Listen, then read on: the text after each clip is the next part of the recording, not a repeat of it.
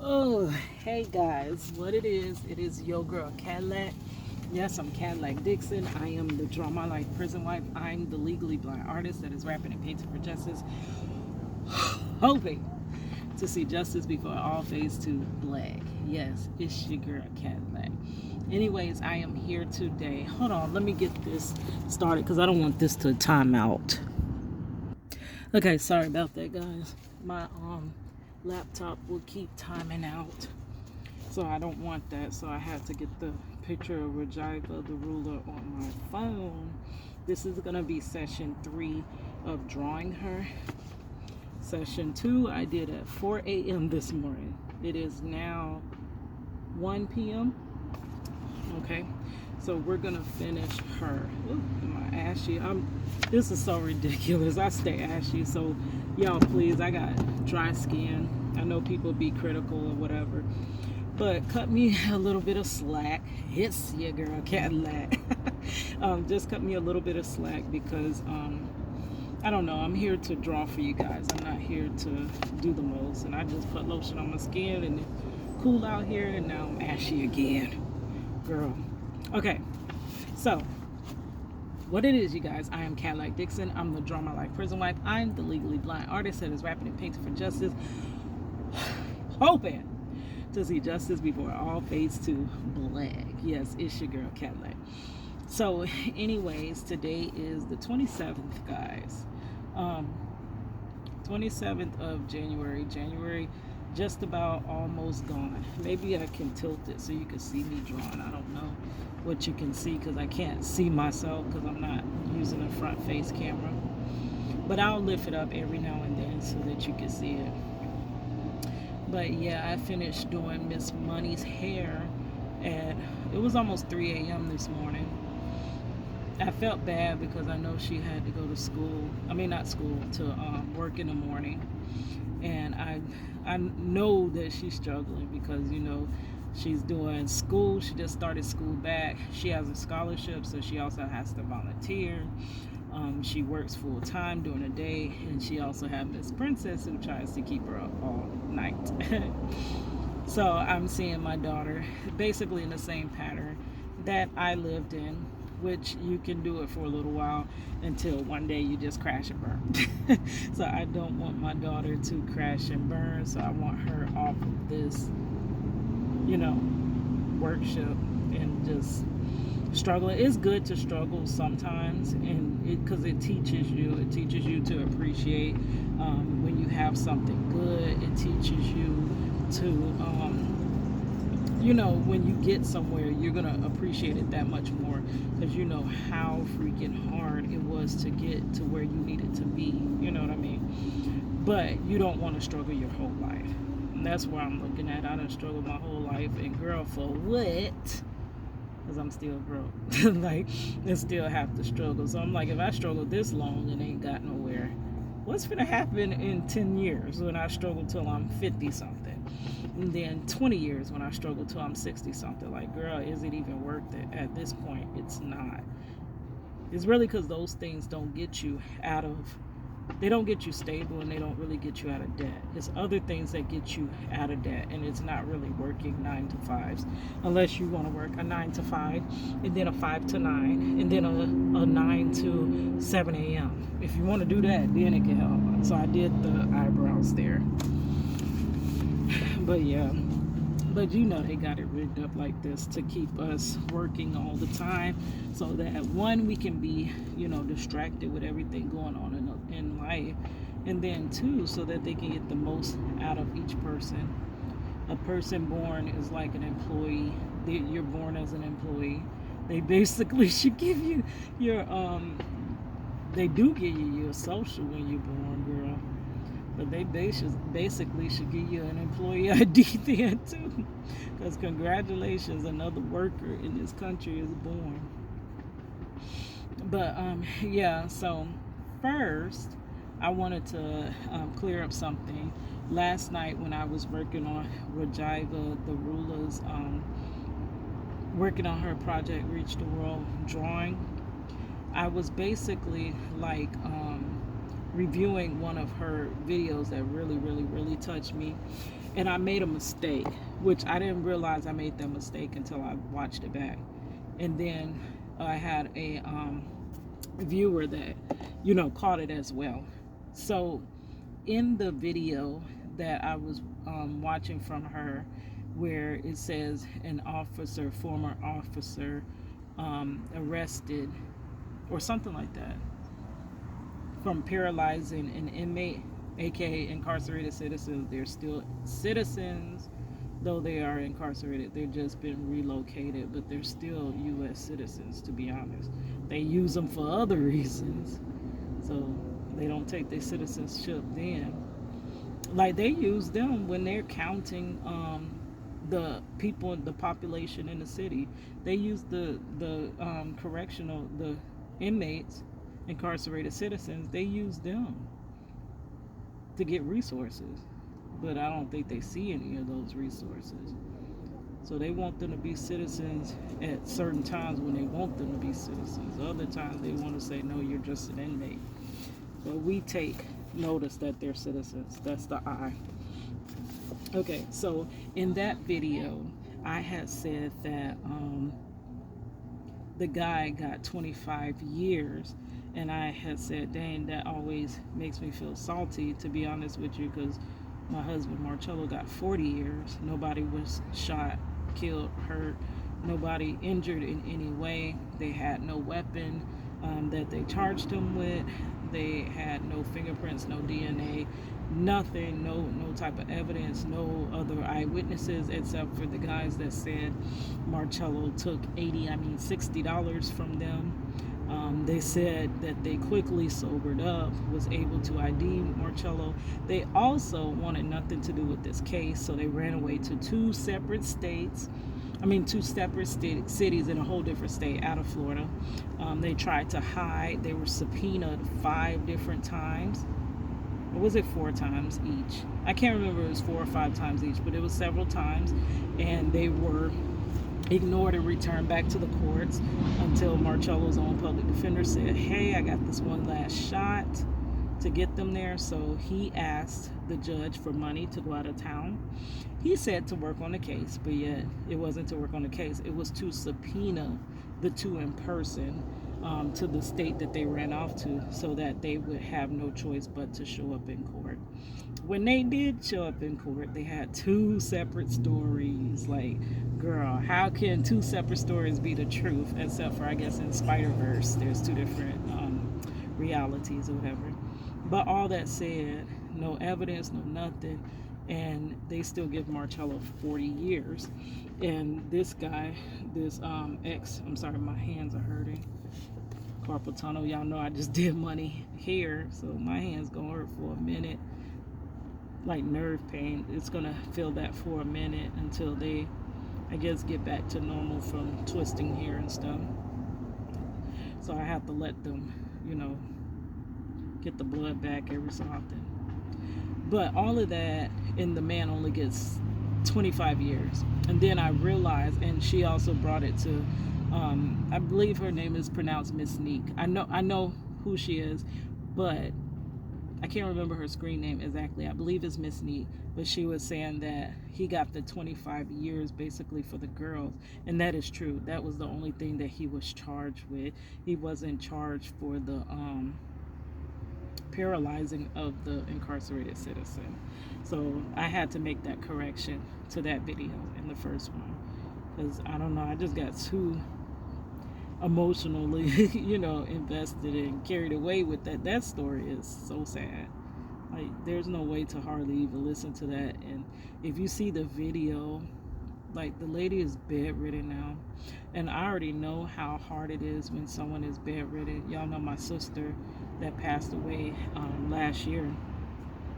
She was bedridden. Now, she was bedridden from MS, but just, oh my God, I'm finna cry now.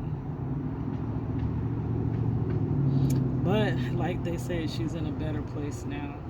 She's not here struggling. But your existence when you're just in a bed that's not your best life. That's not your best life. You're bound in your own body almost. So now, due to this guy And they basically charge him with nothing for that. Like, that's crazy. You took the lady's whole life, basically. Here's the two eyes. But I wanted to correct that. He didn't get charged for harming an incarcerated citizen. It was because of touching the minors, which that's crazy as well. This whole system is a mess.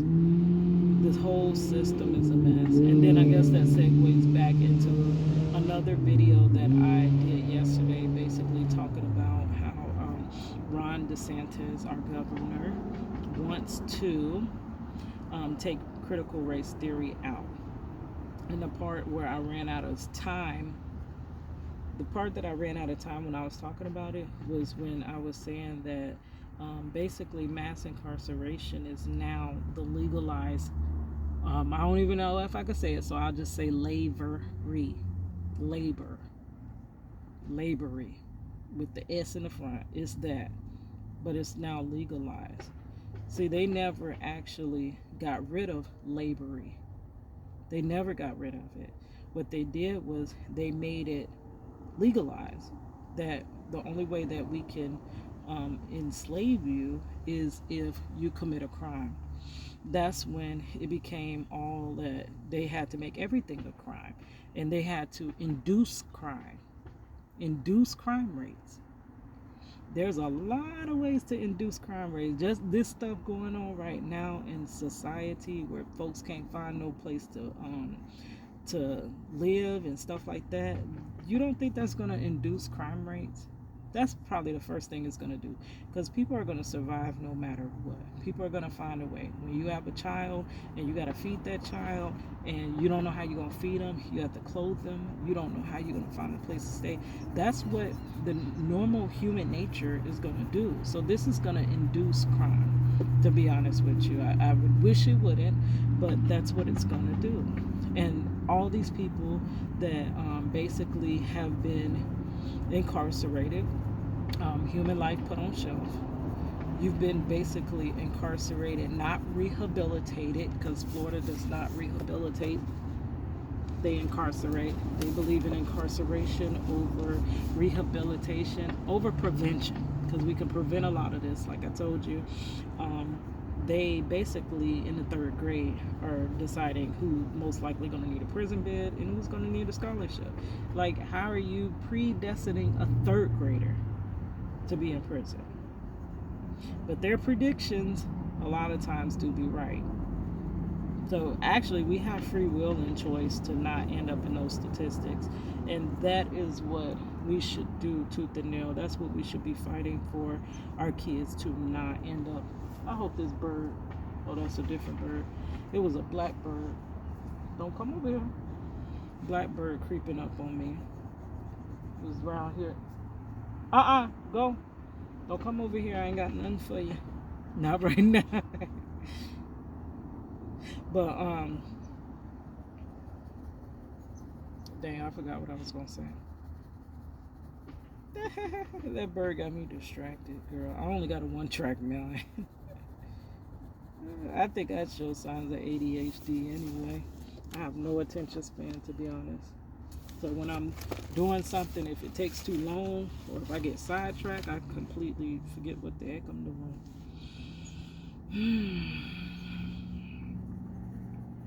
But yeah, so we should want to detour our man from going that way. But it's very hard to detour it when it's basically like society. That's all they, I don't know. It's like it's a role. It's like it's a it's like it's a play, and they have all these roles. So you got the black man role, right? And the character of the black man is supposed to do this, do that, be more criminalized. He's supposed to be more violent. He's supposed to be this, and that. As a black man, you don't have to take that script. You don't have to take that role. You can do the opposite. But most people most end up playing into that role. And that's where it becomes they're fulfilling the truthfulness about the stereotype. Most stereotypes do exist because of that's what a lot of people do.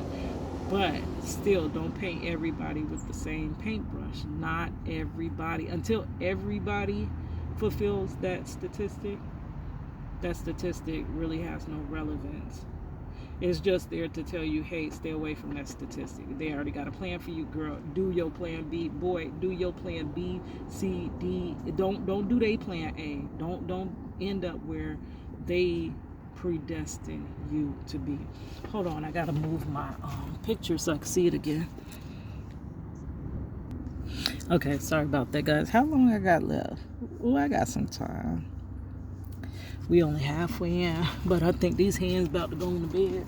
My hand said, man, we is not gonna be doing all of that.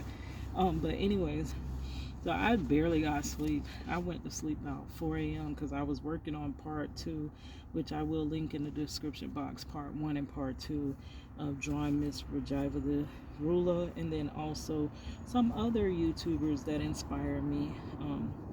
Because I do get a lot of inspiration from other people on my journey as a YouTuber.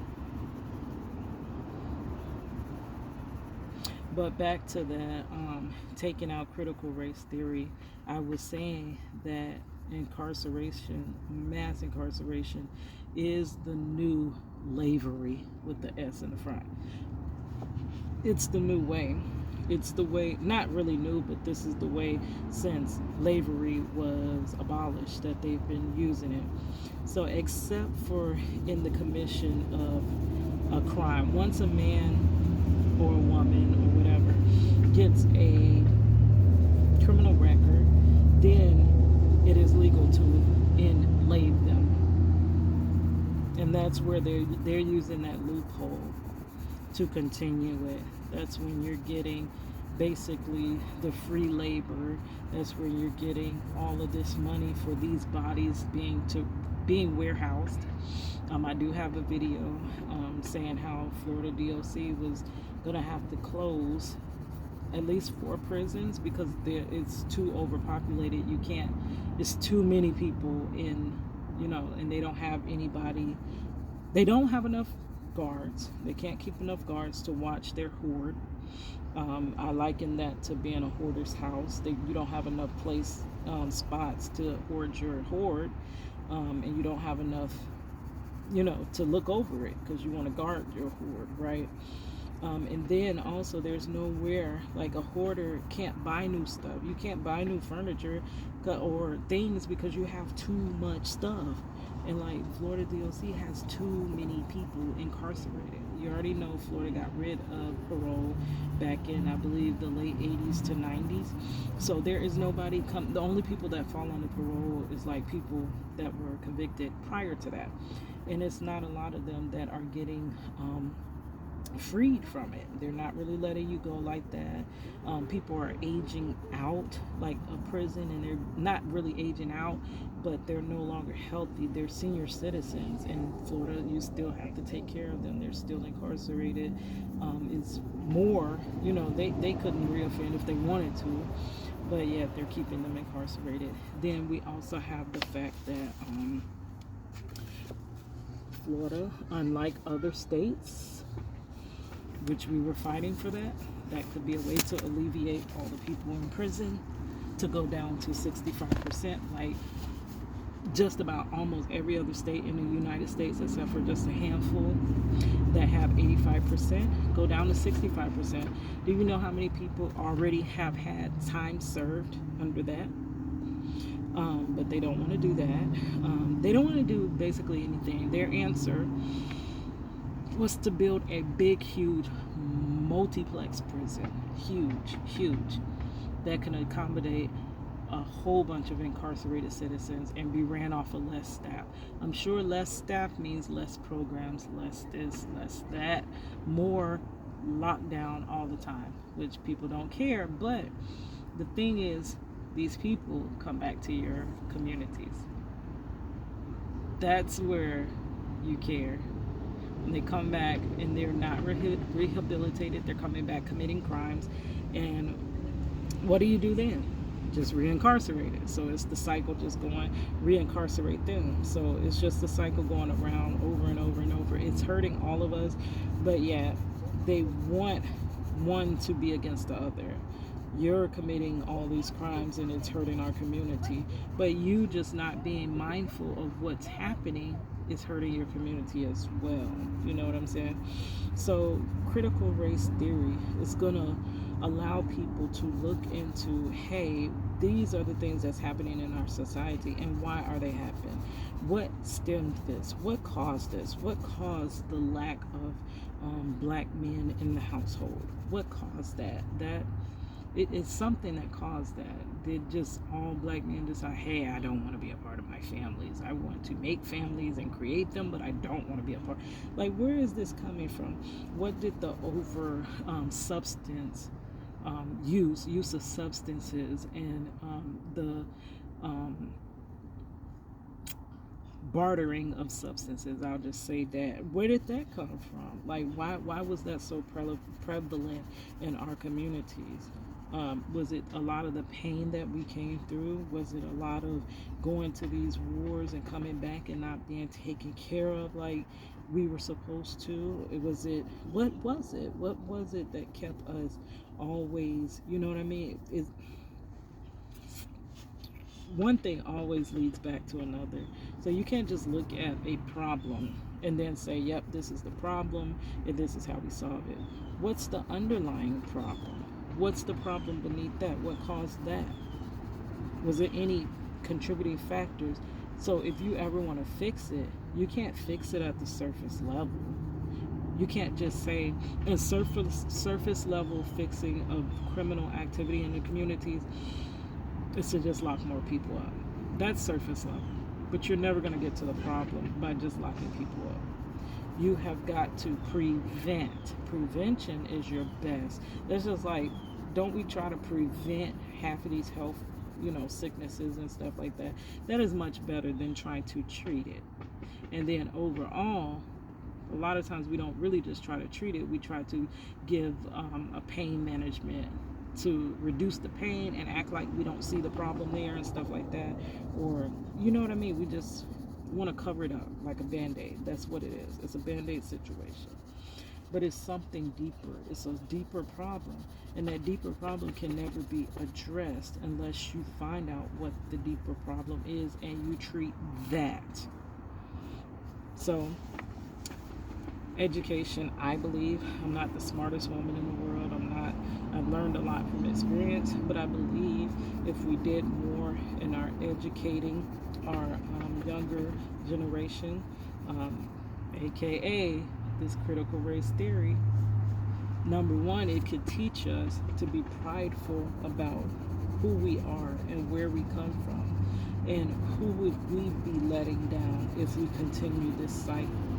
It also would open the minds of a lot of people. I believe if they stop treating this separate, like being separate mentality, me better than you better than me, I don't like you, you don't like me, and rather than keeping that going and teaching that, coming together would benefit us all. We all would be benefited. To be honest, I got the answer to your problem, and baby, you got the answer to mine. I cannot fix my problems without you. Just as my husband being incarcerated, that will never be a problem fixed on my own. I've tried to do it on my own, and that's why he's still incarcerated. But let's say the minute that everybody starts sharing my petition, everybody starts signing the petition, everybody donates just the $1.50 that I asked for or whatever, that man can be free. So I cannot do it on my own strength, just as we cannot fix our problems in our own strength. It's going to take all of us to fix these problems, right?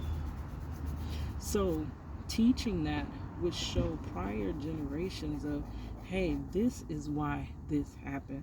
This is why a lot of these people, like, I don't even want to use that word, because I'm one of these people. This is why, I don't know how to even phrase that, so I won't try to. But they will know that is why. That's why certain issues are happening. Oh, this is why the child's acting out. The child had no parental guidance. The child had a mother, but the mother, because the father was gone, she now had to become mother and father. Like, oh, how could she have had time to actually be the caregiver as well? You know? So one thing leads to another, and leads to another. And now we're all in a mess, and everyone, rather than wanting to fix the mess, we just want to blame each other for the mess. So how will we ever get out of it? So I'm going to stop here. There most likely is going to be a part 4 to this. Miss Rajiva Narula, I love her. Check her. She is a returning citizen. She was an incarcerated citizen in Florida DOC. I believe she got out in 2020. And from then, her girlfriend is doing it. She was making videos on how hard it is to find housing, and how hard, and that happens to a lot of returning citizens. They want to do the right thing, but without the resources, you can't. Like, I mean, I can barely make it, and I'm not a returning citizen, right? So just imagine if you don't have those jobs, you don't have the job skills, because they ain't teaching them there in being in prison. They're just leaving them to their own devices to, I guess, become a better criminal, which is crazy. But yeah, all right, guys, thank you for joining me, and I'll talk to you later. I gotta hit up that Walmart to upload my video, and I will talk to you. I got almost 2.5 hours before my job, so I have to put on my little checkered skin. All right, guys, it's your girl Cadillac.